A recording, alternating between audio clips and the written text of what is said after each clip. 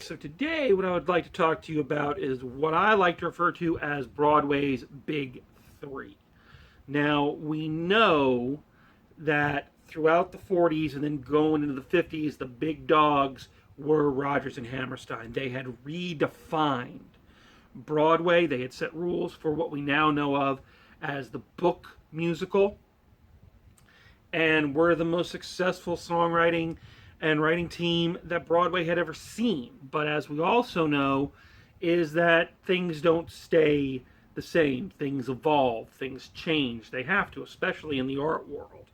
And as we move out of the smoothness of the 50s and into the turmoil that would be the 60s and the 70s, new artists emerged with new ideas of what the musical could do and what they could do with it. There are a lot of innovators that we're going to talk about, but we got to talk about the big three. And what I mean when I call them the big three is that these three guys, more than anyone else, had the biggest effect on the changes that Broadway was about to undertake, changes that are still being felt to these days. These are three of the most influential folks ever to work in the American theater, musical or otherwise.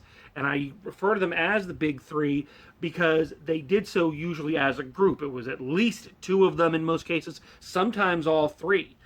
But when you talk about some of the quintessential shows of American musical theater, some of the most groundbreaking productions, odds are one of these three guys had a hand in it. So I want to familiarize you with these three guys, who they were, what their roles were, because we're going to be talking about them a lot as we talk about the musicals of the 60s and 70s. So let's go through them in no particular order. All right, first up, Jerome Robbins. Now, we've already spoken a little bit about Jerome Robbins when we were talking about On the Town. He was not only the choreographer for that show, but he had directed and choreographed the ballet that it was based on, Fancy Free. So we've already got a little bit of an introduction to him. So yes, Jerome Robbins was at heart a dancer and then a choreographer. He had a very successful dance career. He joined the ballet theater, which would later become known as the American Ballet Theater, in 1940. And from 41 to 44, he was their premier male dancer. He was a soloist. So he danced on Broadway in several high-profile ballets. And it was the meeting with Comden and Green and the work with Fancy Free going into On the Town that kind of made him transition into the theater world. So he began as a choreographer there and then became a director. He was a very, very powerful and very influential choreographer and director.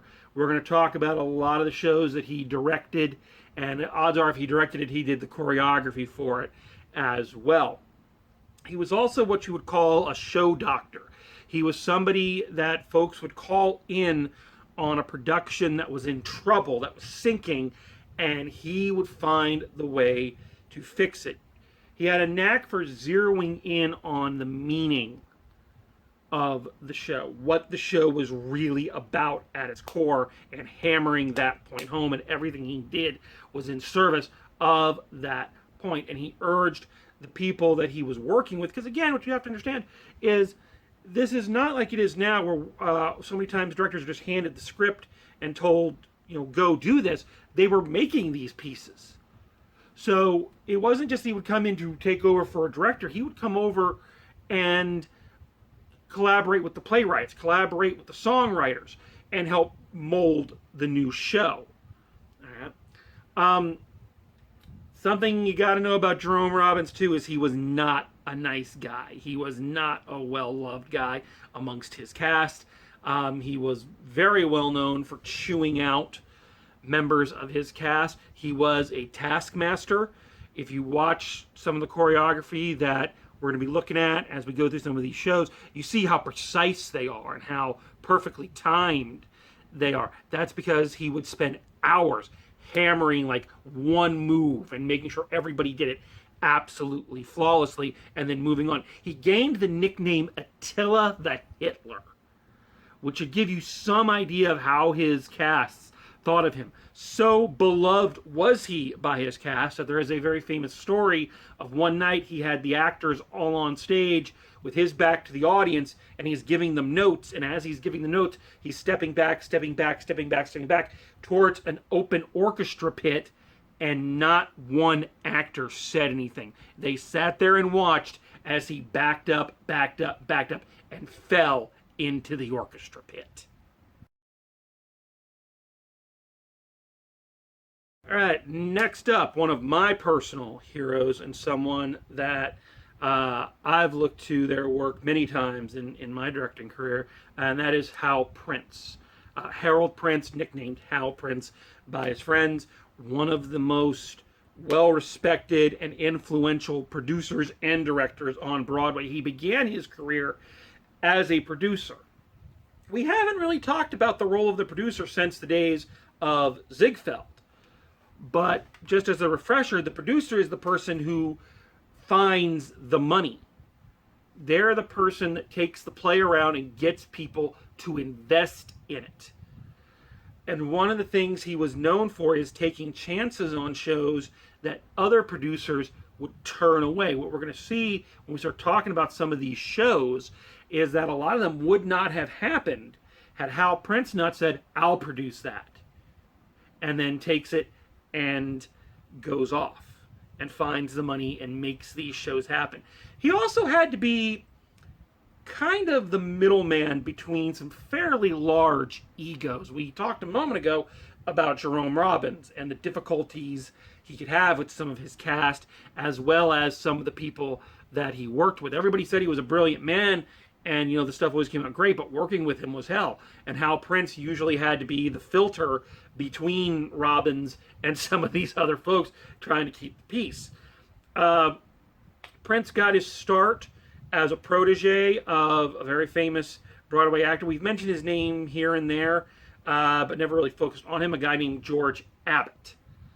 And from George Abbott, he learned kind of how theater works, not just how the show works, but how the business side works. So he learned a lot from that apprenticeship. The first show he produced himself is one of the shows that we just talked about, was The Pajama Game.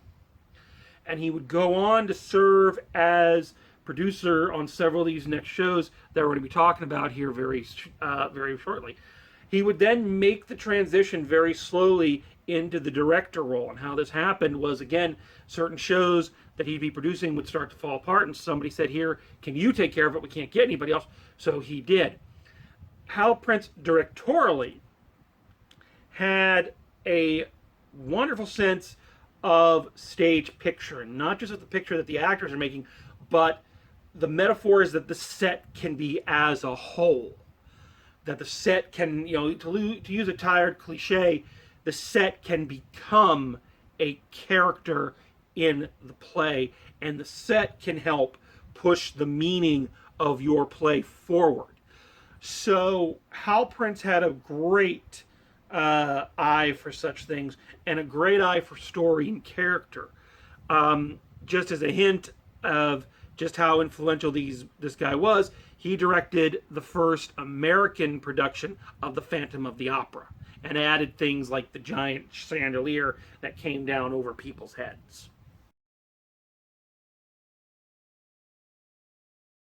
And last but certainly not least, not by a long shot, Stephen Sondheim. Sondheim is one of the most innovative and one of the most award-winning composers and lyricists in Broadway history. This guy, there hasn't really been another person like him since. There hasn't been another big name in Broadway since him. He was kind of the last great music man. He was a personal protege of Oscar Hammerstein. He was a friend of Hammerstein's son, and through Hammerstein's son became very involved with the Hammerstein family, hung out with them a lot, and struck up a long-term friendship with Oscar Hammerstein. And it is at Oscar Hammerstein's knee that Stephen Sondheim learned the ins and outs of how to write music. There is a very detailed list that Oscar Hammerstein would give Stephen Sondheim writing projects. He'd give him a short story or something, and this list of, I want you to write music for this as if it's a comedy, as if it's a tragedy, as and it's very detailed of what each song needs to include. It's almost like an assignment that a teacher would give the students in class. And then he would have to come and play them for him, and then Oscar Hammerstein would critique them. So it was a very in-depth learning process, and Sondheim learned his craft incredibly well. The first show, he would write music for a couple things here and there, but the first show that he wrote both music and lyrics for was a show called A Funny Thing Happened on the Way to the Forum, based on a Greek or Roman farce comedy. Very funny, a lot of people running around, people in love with the wrong person, and that's the first one he wrote music and lyrics for. One of the things that makes him so remarkable is that one of the challenges he always gave himself was that he never wanted to make the same show twice. And what that means is he wanted every show he did to be in a different style. Every show he did, he wanted the music to sound different. He wanted to write the music differently, so that no two shows were ever just kind of the same, oh, that's a Stephen Sondheim thing. He always wanted to stretch out and try new avenues to tell his stories. And he did this incredibly well. He's a very successful lyricist and composer. In fact, one of the things that he did to help accomplish this is that together, he and Hal Prince actually invented a new type of musical.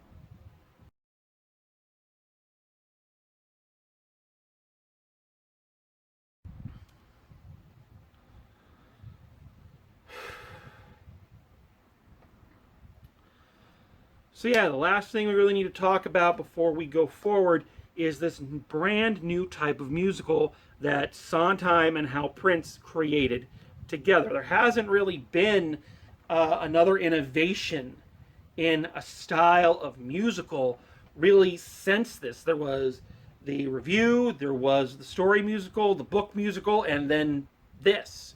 There have been things like jukebox musicals and whatnot, but none of them have really taken the concept of a musical and turned it on its head as much as what these two gentlemen kind of came up with. And what they came up with is what we call the concept musical. And a concept musical is exactly what it sounds like. It is a musical wherein the key idea or the key metaphor is more important than anything else. A lot of concept musicals don't have what you'd call a traditional narrative. They don't take place in a linear sequence of events. They go all over the place. They bounce around. They don't care about logic. What they care about is that main idea. Good example. Sondheim did a musical called Assassins, where he had all these presidential assassins and potential presidential assassins from all throughout history, all intermingling, all talking with each other in this place. They never say what this place is, how these people all got to the same place. He just wanted to do this show with these assassin characters and tell kind of their story, the feeling of entitlement that comes with it. So that idea became more important than worrying about, well, how did all these people get there? Concept musicals are not musicals for nitpickers. This is not the place for Star Wars fans because nothing in them makes sense.